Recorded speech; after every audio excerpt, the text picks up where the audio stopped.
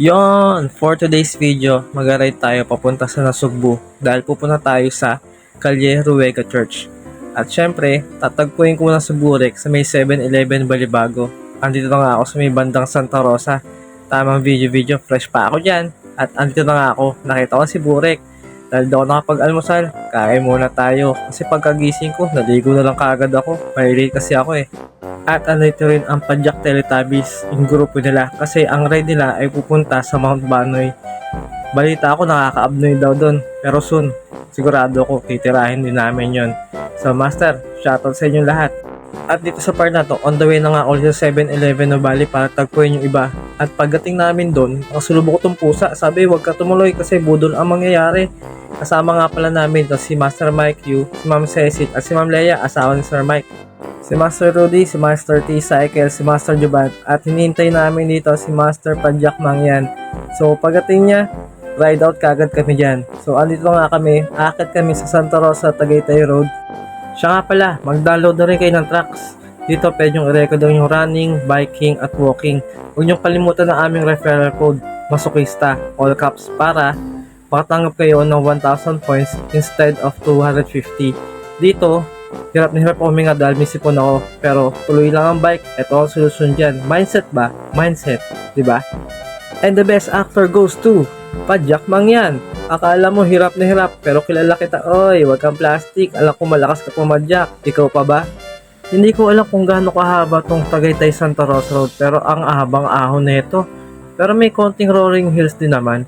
Hanggang sa nakarating na nga kami sa may taas, sa may 7-Eleven. Oh, outfit check. O, diba? So, kumain na nga rin ako uli dito habang naghihintay sa iba. So, 7-Eleven. Baka naman. O, diba? Kinain ko yan. Kahit mainit, paso-paso pa ako. After ng ilang minuto, eto, on the way na nga kami sa may praying hands. Sa may tapat ng Skyrides dito sa may Tagaytay para tagpuin ang iba namin kasama. At nakarating na nga kami dito sa may praying hands.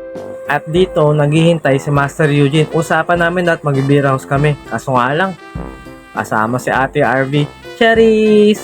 Cherries lang. Kasama nga pala namin dito si Master Cycle Red. O, diba? Welcome po. At nung makompleto nga ang tropahan, eto, lalarga na kami. Papunta na kami sa destination namin, sa Calle Ruega Church. From Tagaytay, dire-diretso lang yan hanggang makarating ka sa arko ng Nasugbu. So habang on the way na nga kami doon, eto, nagbabadya yung ulan. O diba? Kaya tumigil muna kami dito sa may Shell. Siyempre, sinimula ko na ulit mag-sundance. Nang bigla nakakita ako ng dalawang siklista. Gusto yata magpagas. Ay, hindi pala. Bibili lang pala ng taho habang nagpapatilan ng ulan. So, sundance pa rin tayo. Para matuloy na tong ride na to, baka gabihin kami. Which is wrong. So, eto, tumigil na nga yung ulan. Sobrang effective talaga ng sundance. So, tuloy-tuloy lang tayo sa padyakan. So, gawin nyo ang sundance pag umuulan. Promise. Sure win yan. Tuloy ang padyakan yan. So, dito banda na nga kami sa may Twin Lakes. Lang biglang, kumaliwa kami. Hindi kami dumiretso sa arko ng Nasugbu. Kaya sabi ko sa sarili ko, nako patay. Budol ride na naman to. Masokrista ang ruta. So alam na yun. So hindi kami dumiretso ng Fantasy World dahil kakanin kami dito. Kaya sabi ni Master Padjak Mangyan, nako, gapang tayo dyan paahon. Which is wrong. Yung pala, mahabang lusong pala dito. Sa part na to, iniisip ko na yung pauwi. Grabe kasi ang habang lusong nito. O mahirapan ako makauwi nito. So after 30 minutes ng lusong, eto, nakarating na nga kami sa Calaca, Batangas. Diba ang layo ng narating namin? So for me, Calaca, Batangas, check ka na sa akin. At dito nga kami kumain ng tanghalian. Ang sarap ng barbecue dyan. Kaya subukan nyo. Nagtataka na ako, bike vlog ba ginagawa ko o mukbang?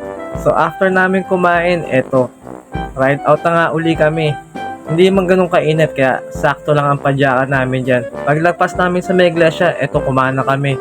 So sabi ng tricycle driver dyan, mga 12 to 15 kilometers na ahon. So ine-expect ko na ilang oras na ahonan to. Sa umpisa, tamang banabanahin na ahon lang. Kita naman, nakasarado pa yung jersey ko dyan.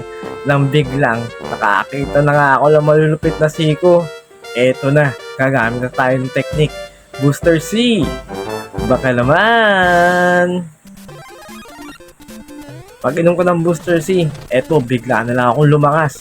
bigla akong ginanahan. Parang walang pagod. So let's go. Yung ahon na yon, sisiw na sa akin yan. Kahit anong ahon pa yan, basic ko nan. So ayun, wala yan. Easy peasy, lemon squeezy. Dahil sa mga tarik na ahon, naubos ko na yung tubig ko. Buti na lang, nakakilala namin itong batang to. Siya nga pala si Sian. Thank you, kasi binigyan mo kami ng isang pitchel ng tubig. So, peace yo. Thank you very much. So, after naming uminom, eto na. Tuloy-tuloy na uli sa ahon. Habang tumatagal, lalong tumatarik yung ahon. Andi ahon talaga. Matalak Lime pala ang tawag sa lugar na to. From here, English, makikita mo dito yung Mount Batulaw. So after 2 hours ng ahon, eto, nakarating na nga kami sa tuktok. Ang ganda ng view yan. Syempre, hindi natin papalagpasin ang mag-picture-picture. So post na, wapak! O, ang angas mo dyan. O, isa pa, picture pa isa. A few moments later. At eto na nga, darating na namin ang Calle Ruega Church. So, check ka lang sa akin. So, picture na uli. Oy Doming, simbahan ka. Di mo malang tinakpan yung betlog ng bike mo. At eto sa part na to, nalulungkot ako. Uuwi pa pala ako. Alayo! So, huwag niyo kalimutan mag-subscribe at mag-follow sa Facebook ko. So, ayun lang. Bye-bye!